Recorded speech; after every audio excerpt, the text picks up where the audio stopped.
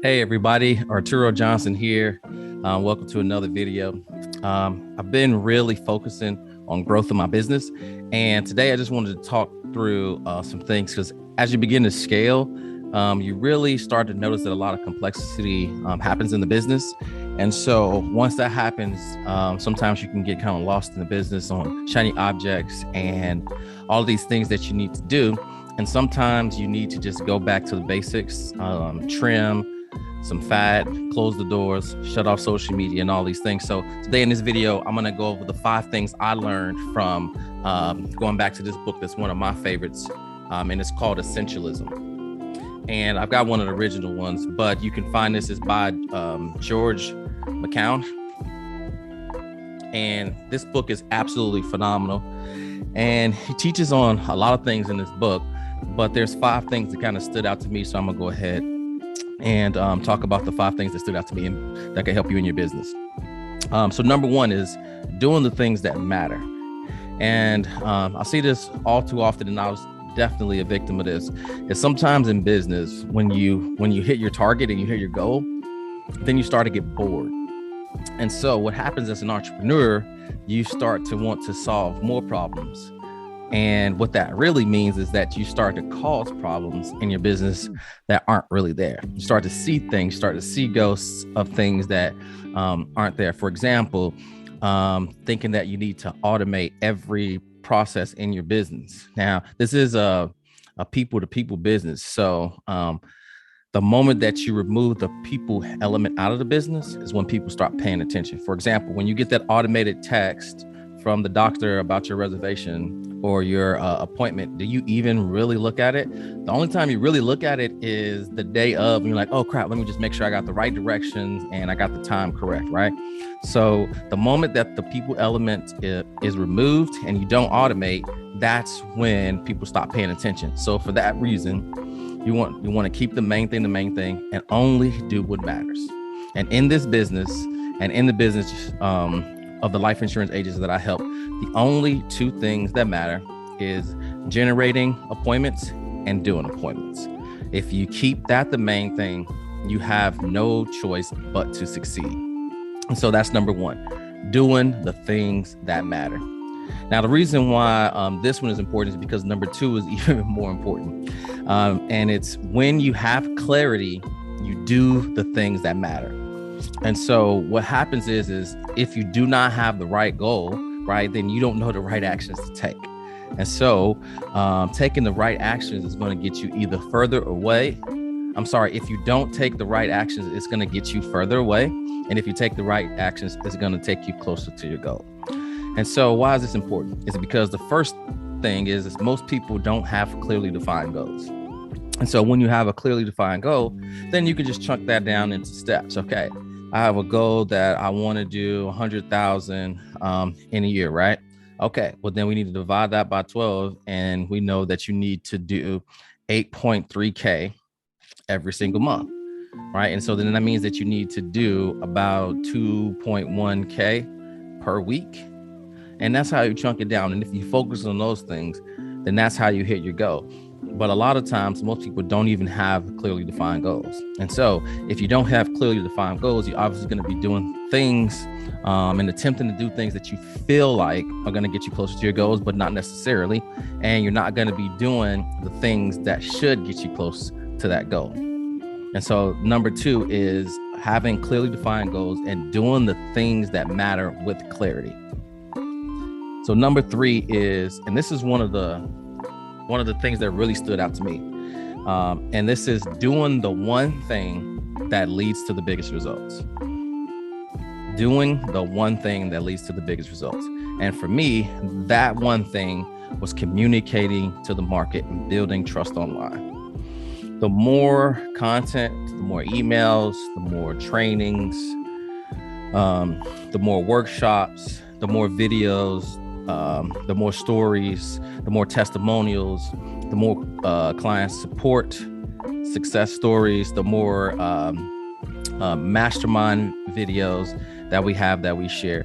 The more information that we put out to the market allows us to request for agents that are looking for help to grow their business to speak with us, right?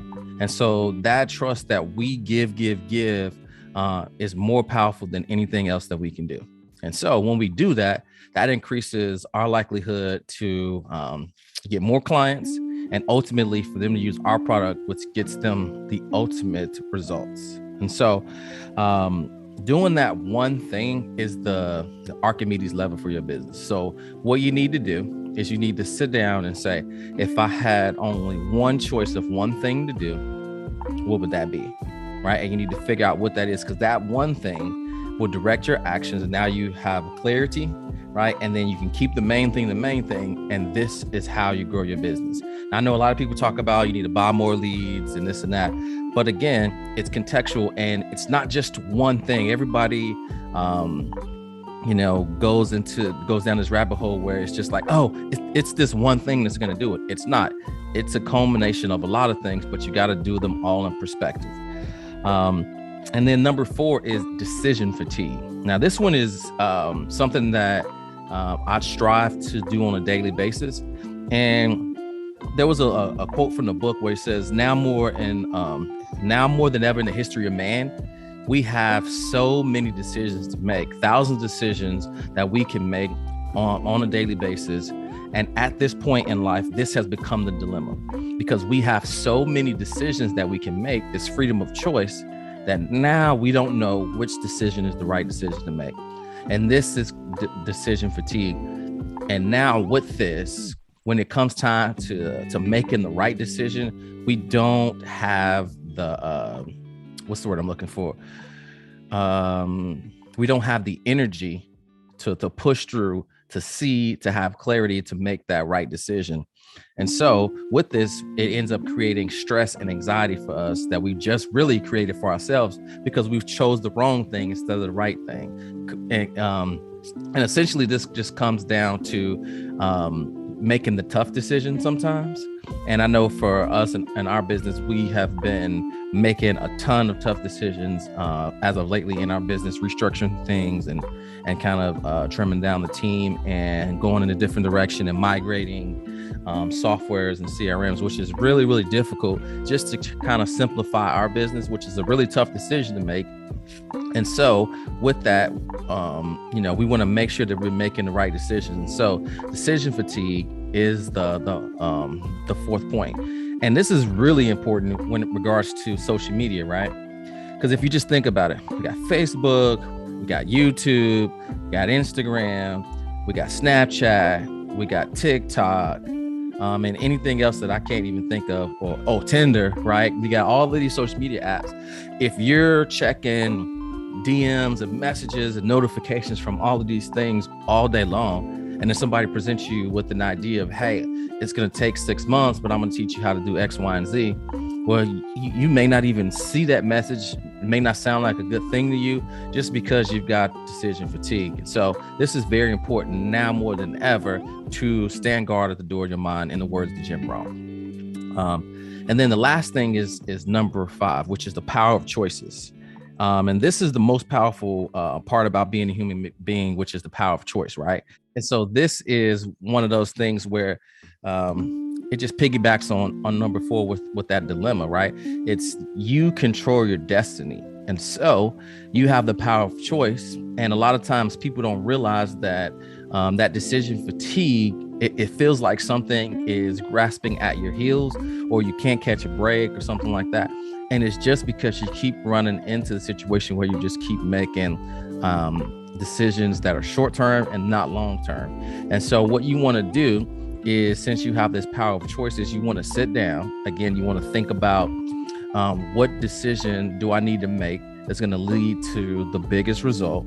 And then you want to focus on that, but you want to make that choice and you want to stick with it, right? And so with this power of choice, the most powerful part of this book that he just spent at least 2 to 3 chapters on was saying no, right? And it gives you multiple examples on how to politely and emphatically and clearly state that you don't have enough time for these things. And one of my favorites is the soft commitments, right? Where you say, yeah, sure, I'll let you know. and think about it. But what happens is that you stress out about backing out the entire time when you think that somebody's expecting you to do something, and you wish that you would have just said no right out the gate. And a lot of times this stage that you're in distracts you from focusing on keeping the main thing. So I hope this makes sense, right? So it's kind of like if you are looking for a couch, but you haven't signed the lease for your apartment, right? The one thing can't come before the other. And so it doesn't make sense for you to go out and be looking for a couch when you haven't signed the lease to your apartment and you're still kind of house hunting. And so what happens when you do that is now you're taking away energy from deciding on which place is the best, location, right? The price, all of these things that are long-term decisions and commitments, and you could end up making the wrong decision and making a mistake. And it's okay to make mistakes, but you don't want to keep making mistakes over and over again, going through the same cycle. So again, I hope this video was helpful. Check out this book by George McCown called Essentialism. Absolutely amazing. And I'll see you in the next video. Take care.